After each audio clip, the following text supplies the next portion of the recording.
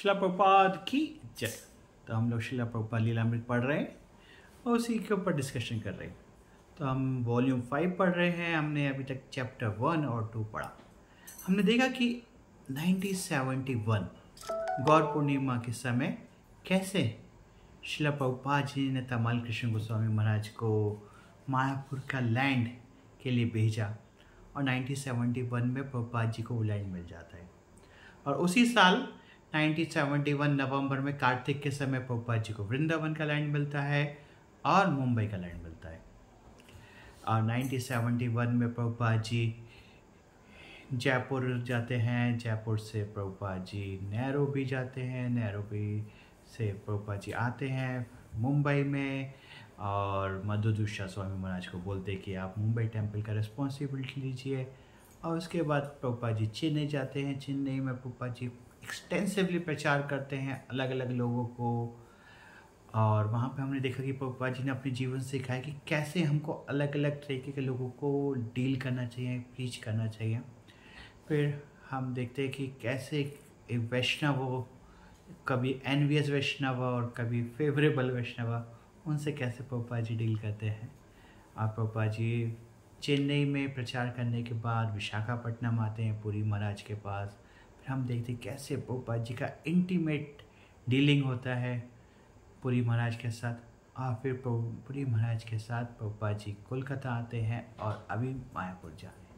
ये 1972 फरवरी गौर पूर्णिमा का समय है और पहला इस्कॉन का गौर पूर्णिमा फेस्टिवल होने वाला है। प्रभुपाद जी अपने शिष्यों के साथ मायापुर में आते हैं 1972। इसमें देखेंगे कैसे प्रभुपाद जी डील करते हैं एनवी के साथ और कैसे प्रभुपाद जी अपना फोकस को मेंटेन रखते हैं। तो प्रभुपाद जी जब मायापुर आते हैं तो प्रभुपाद जी देखते हैं कि बड़ा सा बैनर लगाया है भक्तों ने, वेलकम प्रभुपाद। प्रभुपाद जी को खुशी होती है, लेकिन प्रभुपाद जी सोचते हैं शायद कुछ लोगों को अच्छा नहीं लगेगा। क्यों? प्रभुपाद जो टाइटल था तो कुछ लोग समझते थे कि ये टाइटल केवल भक्ति सिद्धांत सरस्वती ठाकुर के लिए है। और क्यों प्रभुपाद शिला प्रभुपाद जी ने, भक्ति वेदांता स्वामी शिला प्रभुपाद ने क्यों अपने गुरु महाराज का टाइटल ले लिया। तो ऐसा उनके गुरु भाई कंप्लेन करेंगे और खुश नहीं होंगे। तो पहले देखते हैं कि प्रभुपाद का मतलब क्या है।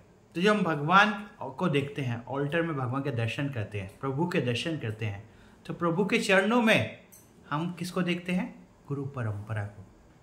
तो वो सब प्रभु के पाद में है, प्रभु के चरणों में है, तो इसलिए क्या कहला सकते हैं? प्रभुपाद। तो ये मतलब है प्रभुपाद का, जो प्रभु के पादों में हैं, जो हमेशा प्रभु के चरण में हैं, वो प्रभुपाद है। तो ऐसा नहीं कि खाली एक ही व्यक्ति प्रभु के पाद में हो सकता है, अनेक व्यक्ति प्रभु के पाद में हो सकते हैं। तो अनेक व्यक्तियों को ये उपाधि दी जा सकती है प्रभुपाद। और इसका दूसरा मतलब ये है जिसके चरण में अनेक प्रभु हैं, प्रभुपाद। तो जिसको जो गुरु परंपरा में आते हैं और जो अनेक लोगों को प्रचार करते हैं और अनेक लोग उनको प्रभु की तरह स्वीकार करते हैं, तो वो सब उनके पाद में है। तो प्रभुपाद जी के चरणों में उनके शिष्य जो कि प्रभु हैं, जिनको सब लोग प्रभु कहते हैं, वो उनके चरणों में हैं, तो वो भी प्रभुपाद है। तो इस तरीके से दो मतलब होते हैं प्रभुपाद के। और जब प्रभुपाद जी ने ये टाइटल स्वयं से नहीं अपनाया था, तो प्रभुपाद जी के शिष्यों ने उनको ये टाइटल दिया था। प्रभुपाद जी ने ग्रेसफुली वो स्वीकार करा था। ऐसा नहीं कि प्रभुपाद जी चाहते थे कि उनके शिष्य उनको प्रभुपाद के नाम से बुलाएं। ये सिर्फ उनके शिष्यों का प्रेम था उनके प्रति और प्रभुपाद जी ने उस प्रेम को स्वीकार करा था। उनके शिष्यों के लिए प्रभु के चरणों में एक सिंगल व्यक्ति कौन थे? वो हमारे शिला प्रभुपाद थे, भक्ति वेदांता स्वामी शिला प्रभुपाद। तो एनीवे, जब प्रभुपाद जी मायापुर में आते हैं, सुंदर सा पंडाल प्रोग्राम होता है, बहुत सारे लोग आते हैं। तो जनरली मायापुर में ये गौर पूर्णिमा के समय ही लोग आते हैं, उस समय तो विशेष करके। और तो जितने आसपास के गौड़िया मठ में सब लोग में भक्त आते हैं। लेकिन जब इस्कॉन का प्रोग्राम हुआ था उसमें सबसे अधिक व्यक्ति आए। उसमें अलग अलग कलर के अट्रैक्शन प्रभुपाद जी ने अरेंज किए थे, कीर्तन, प्रसादम, तो बहुत ही भव्य प्रोग्राम हुआ, प्रचार हुआ। तो प्रभुपाद जी वहाँ पे एक चीज़ क्वेश्चन करते हैं कि क्या ज़्यादा महत्वपूर्ण है चैतन्य महाप्रभु का जन्म या उनका क्रिया, एक्शन या बर्थ। तो of course Prabhupada ji discussion करते हैं, हम बताते हैं कि चैतन्य महाप्रभु का जो एक्टिविटीज़ हैं, जो लीला है, वो अधिक महत्वपूर्ण है, जो प्रीचिंग है।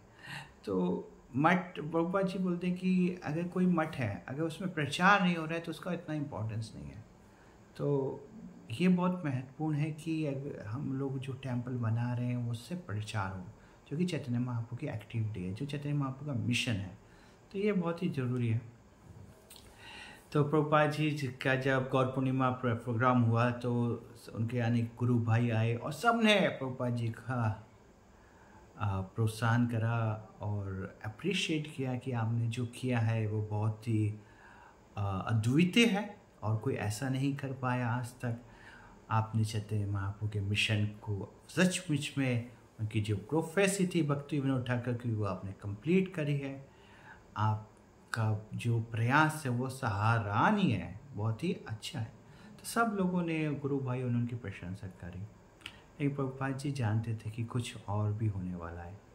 और कुछ ही समय बाद उनके अनेक गुरु भाई आते हैं, प्रभुपाद जी को मिलते हैं और कंप्लेन करते हैं कि आपने ये टाइटल प्रभुपाद क्यों ले लिया।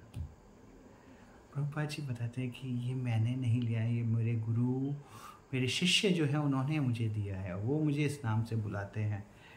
लेकिन वो तो उस समय उतना ज़्यादा कन्विंस नहीं हो रहे थे। वो बोल रहे थे कि ऐसा था कि आपने क्यों लिया। तो प्रभुपाद जी ने दिखाया अपना लेटर पैड, उसमें देखा है कि देखिए मेरा जो लेटर पैड है उसमें प्रभुपाद नहीं लिखा हुआ, उसमें लिखा हुआ है AC भक्ति वेदांता स्वामी। तो मैंने ये प्रभुपाद टाइटल नहीं लिखा अपने लेटर हेड में भी, ये मेरे शिष्यों ने मुझे दिया है। तो फिर सब अदर सबके सब जितने भी गुरु भाई आते हैं वो पैसिफाई होते हैं। प्रभुपाद जी उन सबको लंच के लिए बुलाते हैं और सब लंच लेते हैं, प्रसादम लेते हैं और सब चले जाते हैं। तो इस तरीके से गौर पूर्णिमा फेस्टिवल होता है। प्रभुपाद जी का जो लैंड है अभी डेवलप होने के लिए तैयार है और वहाँ पर प्रभुपाद जी जयप्रकाश स्वामी महाराज को और सत्स्वरूप गोस्वामी महाराज को इंचार्ज बनाते हैं। और धीरे धीरे आज से 1972 में 71 में लैंड मिला, 72 में पहला गौर पूर्णिमा फेस्टिवल हुआ। और अभी हम देखते हैं 2024 में बड़ा मंदिर का निर्माण हो गया है। अभी प्रभुपाद जी गौर पूर्णिमा फेस्टिवल के तुरंत बाद वृंदावन जाते हैं। वृंदावन का भी जो लैंड मिस्टर एस ने कमिट किया था देंगे, अभी तक दिया नहीं था। तो वहाँ पर जो प्रभुपाद जी के एक भारतीय शिष्य थे क्षीरोदक्षेय, प्रभुपाद जी उनको बोले थे कि आप उनके पास जाइए, उनको बोलिए कि लीगल फॉर्मेलिटीज़ को कंप्लीट करें और इसको उनको वो लैंड दें और जिससे कि हम वहाँ पे मंदिर का कंस्ट्रक्शन आरंभ कर सकें। लेकिन वो थोड़ा सा कंफ्यूज हो रहे थे कि इसको उनको दें या ना दें। और उनके और उनकी वाइफ को, दोनों को क्षीरोदक्षेय विष्णु ने कन्विंस करने का कोशिश करा। फिर एक मोमेंट आया कि ठीक है, भगवान से पूछ लेते हैं भगवान क्या चाहते हैं। तो उनकी वाइफ ने 2 चिट लिखी, एक में यस और एक में नो। और दोनों चिट को उन्होंने उनके जो घर में विग्रह थे, भगवान थे, उनके चरणों में रखा। और क्षीरोदक्षेय विष्णु को बोला कि आप कोई सा एक चिट उसको से पिकअप कर लीजिए और फिर देखिए उससे ही डिसाइड कर लेंगे भगवान क्या चाहते हैं। और क्षीरोदक्षेय विष्णु ने एक चिट उठाई और उसमें लिखा था यस, लैंड इज़ योर। तो फिर उसके जब ये खबर प्रभुपाद जी को मिलती है तो प्रभुपाद जी बहुत ही खुश होते हैं। और फिर प्रभुपाद जी अभी वृंदावन आते हैं। ये मार्च 1972 है। 1972 में वहाँ पर लीगल फॉर्मेलिटीज़ कंप्लीट होता है। प्रभुपाद जी भूमि पूजन का प्रयोजन स्टार्ट करते हैं। वहाँ पर गहरा सा गड्ढा खोदते हैं, अनंत शेष की स्थापना होती है और पूजा होती है। उसके बाद वो उस पिट को बंद कर देते हैं और सारे भक्त लोग राधा दामोदर मंदिर में रह रहे होते हैं। राधा दामोदर मंदिर में प्रभुपाद जी अरेंजमेंट करते हैं सब भक्तों का, वहाँ पे लीगल एग्रीमेंट करते हैं कि भक्त लोग वहाँ पे रह सकते हैं जब तक मंदिर कंस्ट्रक्शन नहीं हो जाता, और वो प्रभुपाद जी की रूम की भी देख रेख करेंगे। इस देख कर भी प्रभुपाद जी को बहुत आनंद होता है। और उसी रात एक स्पेशल घटना होता है। एक विधवा औरत जो वहाँ पर रहती थी वृंदावन में, जो कि साधु के नाम से वहाँ पे फेमस थी, वो गुंडों को भेजती है और रमन रेती में जहाँ पर ज़मीन थी वहाँ पर तोड़ फोड़ करवाती है, और जो जहाँ पर अनंत शेष की स्थापना हुई थी वो उस चीज़ को वहाँ पर खुदवाती है और प्रॉब्लम करती है। तो प्रभुपाद जी को जब ये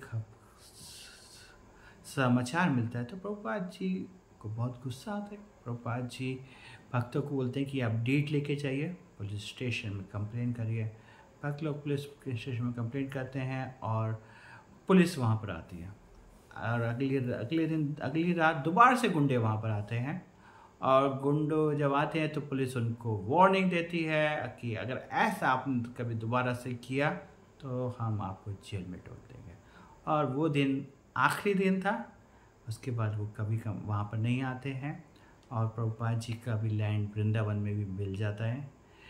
अभी रियल टास्क स्टार्ट होता है कि वृंदावन का मंदिर डेवलप करना है, मुंबई का मंदिर डेवलप करना है, मायापुर का भी डेवलप करना है।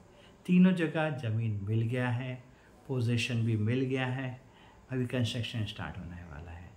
प्रभुपाद जी अपने अमेरिकन जीबीसी को लिखते हैं कि मुझे अधिक से अधिक भक्त को चाहिए इंडिया में ये प्रोजेक्ट डेवलप करने के लिए। श्याम सुंदर प्रभु अपने गुरु भाइयों को लिखते हैं कि ये जो प्रोजेक्ट हैं ये प्रभुपाद जी के लिए सबसे अधिक प्रिय हैं, और वो रिक्वेस्ट करते हैं कि आप अधिक से अधिक लोगों को मायापुर वृंदावन भेजिए जिससे कि हम ये प्रोजेक्ट डेवलप कर सकें। तो यहाँ पर हमने देखा कि कैसे प्रभुपाद जी एनवियस लोगों को डील करते हैं प्रेम से। और वहाँ पर प्रभुपाद जी एक और शिक्षा देते हैं।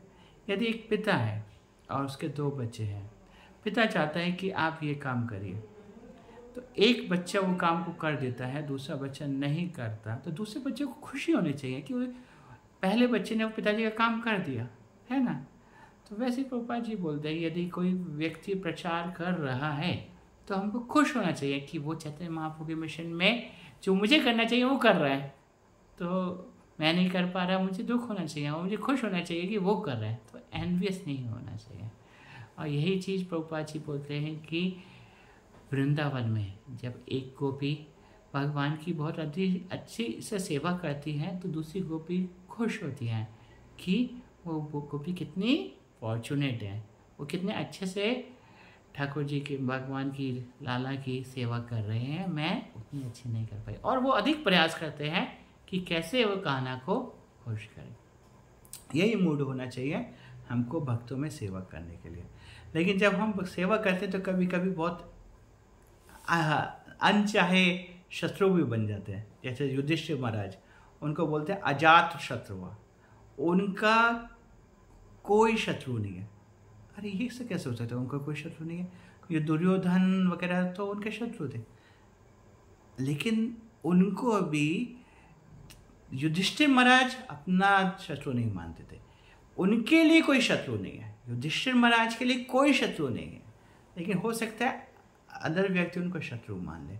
वैसे जब हम लोग भक्ति करते हैं तो हम किसी को शत्रु नहीं मानते, लेकिन हो सकता है कभी कभी दूसरे लोग हमको शत्रु माने, लेकिन हमको दृढ़ता से अपनी भक्ति में फिक्स रहना है और प्रचार कार्य करते रहना है। ठीक है। श्रील प्रभुपाद की जय।